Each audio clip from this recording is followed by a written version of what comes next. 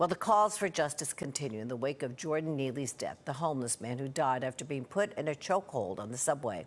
Today, civil rights leaders spoke out and protesters took to the streets, demanding the man who put him in that chokehold be charged. Pix 11's Amy Yancey is live at the Broadway Lafayette station with the very latest on this. Amy. Hi there, Kaidi. Good evening to you. So many questions and emotions running high, especially because so much of this incident was captured on video. People are asking, why has anyone not been arrested yet? Justice for Jordan Neely. Justice for Jordan Neely. The calls for justice are growing louder with each day. Protesters once again gathering near the Broadway and Lafayette subway station demanding accountability in the wake of Jordan Neely's death. Neely died on a train after investigators say he was put in a chokehold by a passenger and held down by two others for several minutes. Just unfortunate and a tragedy, really. I mean, you would think that we would have some decency when we see acts like that happen in public. So I just think it's a shame. On Monday, the 30-year-old who was a homeless street performer took his final breaths on the very subway where he often impersonated Michael Jackson. Daniel Penny, a former Marine, reportedly restrained Neely for making threats on the train. Video shows Penny with Neely in a headlock, which the medical examiner ruled caused Neely to choke to death.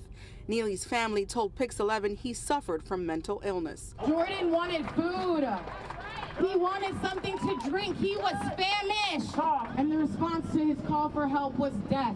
This man had a mental issue. And the way you handle that is not to put him in a chokehold and squeeze the life out of him.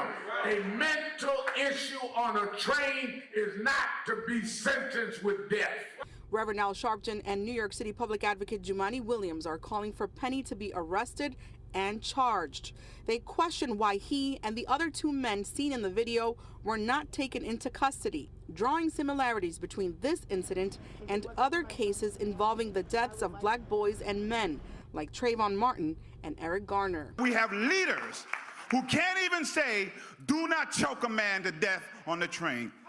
We have leaders who can't even say, we do not want vigilantism in this city. Mayor Eric Adams has said that he is waiting for the investigation to play itself out and will not rush to judgment. But some New Yorkers say this should be a wake-up call and a call to action on the homeless crisis. Homelessness, raising rent, poverty is a crime.